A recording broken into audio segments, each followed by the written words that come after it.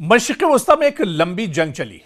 हालांकि 40 दिनों तक चली इस जंग में अभी जंग का खात्मा नहीं हुआ है, सिर्फ जंगबंदी का ऐलान किया गया और एक उम्मीद की जा रही थी कि इस्लामाबाद में जो बातचीत हो रही है इस बातचीत से कोई नतीजा निकलेगा। लेकिन इस्लामाबाद की जो बैठक हुई, अमेरिका और ईरान के वफूद जो यहां पर बैठे, वो बातचीत भी एक तरह से नाकाम हुई, इसमें कोई पेशरफ्त नहीं हो सकी। लेकिन इस पूरी जंग के दरमियान बहुत से इस जंग के पहलू हैं, अलग अलग पहलू, लेकिन इस जंग के दरमियान कहा जा रहा है कि अगर किसी ने सबसे बड़ी जीत हासिल की है, किसी ने मैदान मार लिया है, तो वो दरअसल कोई और नहीं बल्कि एक छुपा हुआ खिलाड़ी चीन है। जी हां, चीन के बारे में यह कहा जा रहा है कि मशरिक़ वस्ता जब जल रहा है, जब ईरान और अमेरिका और इजराइल के दरमियान जंग चल रही है, इस बीच बहुत खामोशी से चीन ने दरअसल मैदान मार लिया है। और माहिरीन कहते हैं कि बगैर एक गोली चलाए चीन ने मशरिक़ वस्ता में मैदान मार लिया। अमेरिका के लिए दरअसल ये खतरे की घंटी है।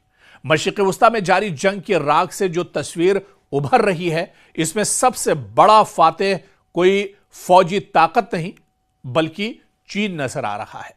दुनिया हैरान है कि वो मुल्क जो इस जंग में कहीं नजर नहीं आ रहा था, वो कैसे सबसे ज्यादा बाअसर बनकर उभरा। यह बहुत बड़ा सवाल है और जराए का दावा है कि यह बीजिंग ही था जिसने खामोशी से तेहरान को जंगबंदी यानी सीजफायर कबूल करने पर आमादा किया।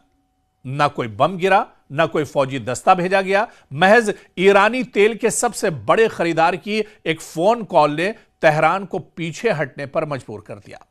चीन ने दुनिया को दिखा दिया कि अस्र लेवरेज किसे कहते हैं। खलीजी रियासतें यानी जो मिडिल ईस्ट के मुल्क हैं, जिन्होंने 6 हफ्तों तक एक ऐसी जंग का खमियाजा भुगता जो उन्होंने नहीं मांगी थी, अब सब देख रहे हैं कि किस तरह से तबाही हुई। अमेरिकी मुदाखलत ने खित्ते के बुनियादी ढांचे को कितना बड़ा नुकसान पहुंचाया और मार्केट को एक तरह से खौफजदा करके रख दिया है। यानी अबनाए हुर्मुज की बंदिश ने इन मईशतों की शहरक पर वार किया।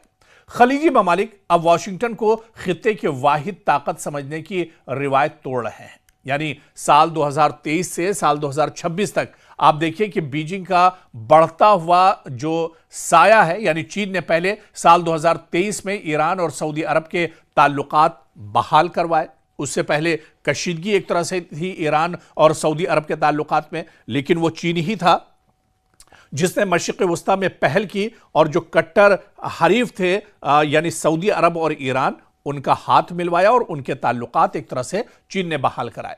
और अब इस जंगबंदी में भी जो जंगबंदी हुई है, इसमें बहुत अहम किरदार दरअसल चीन ने अदा किया है। मशरिक़ वस्ता में इसका असर और रसूख अब तक की बुलंद तरीन सतह पर है। जी हां, क्योंकि वही मशरिक़ वस्ता जहां पर ईरान की दादागिरी चलती थी, जहां पर ईरान के हुक्म पर ही दरअसल कोई काम हो पाता था, ईरान की नजर तमाम ममालिक पर रहती थी।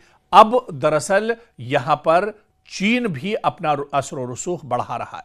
ईरान अब चीन के पहले से कहीं ज्यादा करीब हो चुका है और खलीजी रियासतें अपनी पॉलिसियां दोबारा तरतीब दे रही हैं।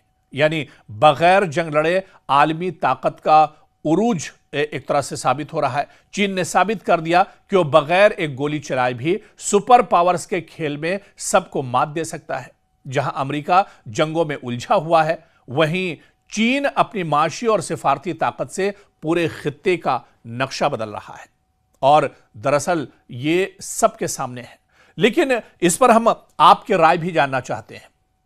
हमारा सवाल आपसे यही है कि क्या मशरिक़ वस्ता में अब अमेरिकी दौर खत्म हो रहा है और चीनी दौर शुरू हो रहा है? क्या मशरिक़ वस्ता में चीन की पकड़ मजबूत हो रही है? इसके बारे में आप क्या कुछ सोचते हैं? इस जंग के बाद क्या जो अब सूरत हाल उभरेगी, जब ये इस जंग का खात्मा होगा, उसके बाद जो तस्वीर होगी, क्या आपको लगता है कि मशरिक़ वस्ता से अमेरिका का सफाया हो जाएगा और यहां पर एक तरह से चीन का दबदबा होगा? आपकी राय क्या है? आप क्या कुछ सोचते हैं? आप अपनी जो आपका तबसरा है, आपका जवाब है, हमारे साथ कमेंट बॉक्स में जरूर शेयर कीजिए।